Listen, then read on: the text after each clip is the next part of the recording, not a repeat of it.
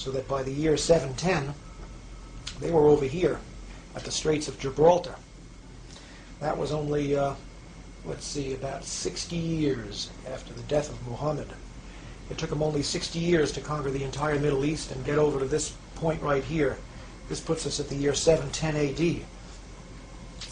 Now in the year 710 AD, a fellow by this name, let's get him to stand up a little better, Tariq ibn Ziyad, means Tariq the son of Ziyad. Tariq was, I believe, a Moroccan. This is Morocco over here. In other words, he was a Moor, a man from Morocco. This whole North African empire, Islamic empire, came to be called the Moors, or in Shakespeare, the Blackamoors. Sounds like we had some black people there, huh? Tariq took the armies of Islam across the Straits of Gibraltar and landed on the Rock in the year 710 AD. You'll never guess what he did next. He burned the boats. He made up his mind that if his armies of Islam could not conquer Spain, they weren't going home. So he burned the damn boats, and that left them facing one way, which was straight forward. And in the year 710, they swept across the Iberian Peninsula, and they took the land that we now call Spain for Islam. For just about 800 years, until precisely the year 1492, the year Columbus sailed for America. For almost 800 years, Spain was a Muslim country. The armies stopped at the Pyrenees Mountains because they couldn't beat the French.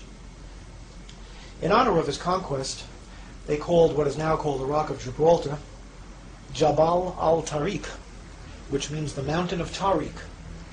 And the British, in their inimitable way, turned Jabal al-Tariq into Gibraltar.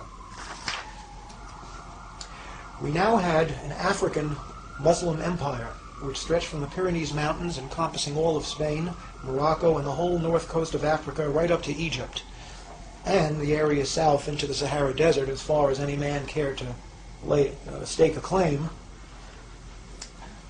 This northern African empire, which was eventually headquartered in Spain, went under three names, and here they are. All the same empire, really, but three different names.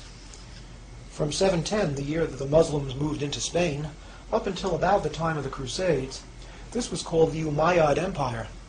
And it wasn't just North Africa, because at that time, up until the Crusades, Islam had a world government. It was one empire, ruled from Damascus, and it was called the Umayyad Empire. But around the time of the Crusades, the Umayyad Empire fell apart into smaller empires. And the empire encompassing Spain and North Africa at that point was called the Almoravid Empire, later the Almohad Empire.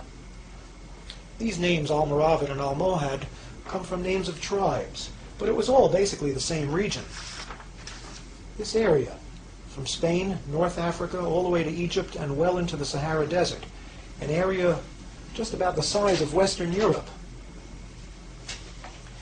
Now, around the time of the Crusades, Islam made its way across the Sahara Desert into this fertile sub-Saharan region, and a second Islamic empire arose down here. This empire also went under different names, and here are the names. Originally it was called Ghana, but not the Ghana of today. A huge mass of land, which we're going to show you again in a minute. Later it came to be called the Kingdom of Mali.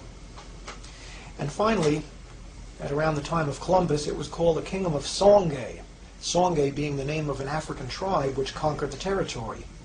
Three different names, but all really the same kingdom. A kingdom comprising the area from Senegal over here, all the way across the fertile sub-Saharan region to Chad, and well into the Sahara Desert. Again, an area almost the size of Western Europe. Now, I don't know if you can see it on your screen, but I'm pointing now to a river. This river flows from the mountains coming originally from Senegal, first east and then south. It's called the Niger River. And along the shores of the Niger River arose a civilization which eventually became the center of civilization in the Western world. Its headquarters was here. This is a city called Timbuktu. To those of you who are not familiar with this history, it might sound a little like a joke. Timbuktu. Timbuktu, at the time that Columbus sailed for America, was the center of Western civilization. Right here in the heart of Africa, on the shores of the Niger River. In other words, this was a city of niggers, some people would like to call them. But they outdid Whitey. Europe at this time was a mess. There was no real civilization to speak of. The Renaissance was just starting at the time that Timbuktu, down in the heart of so-called darkest Africa, was the center of world civilization. Sounds impossible, doesn't it? Not only is it possible, it was true. And if you don't believe it, look it up in any encyclopedia. Historians say that nothing away with this is cold facts of history. Involves would just as soon not think about it. Now, before proceeding, I want to show you a few books. This book is called From Babylon to Timbuktu, written by Rudolph Windsor. I've spoken to Rudolph Windsor a few times. He's a great writer, and he takes the history of the sub-Saharan black empires as well as the northern Saharan black empires and makes them very readable. All the information in this book can be verified in any encyclopedia, but it's more interesting to read it here.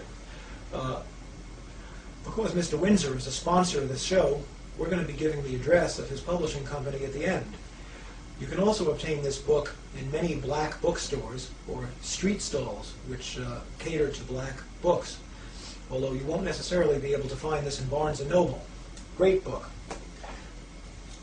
Here's another book which is a big source of information for me. It's called World's Great Men of Color. And this is a book you shouldn't have too much trouble finding in a library or elsewhere. It was written by J.A. Rogers, one of the great black writers of the early 20th century. Finally, here's a book that I'd love to be able to talk about, but I doubt there'll be time. It's called The Sign and the Seal by Graham Hancock. It was a bestseller for its genre not too long ago. It tells the story of the Ark of the Covenant. And if you're like me, by the time you finish this book, you're going to believe, as the author believes, that the Ark of the Covenant is in Ethiopia, where it's been for thousands of years. That is, God, if Mr. Hancock is correct, gave the Ark of the Covenant to niggers. Think about that.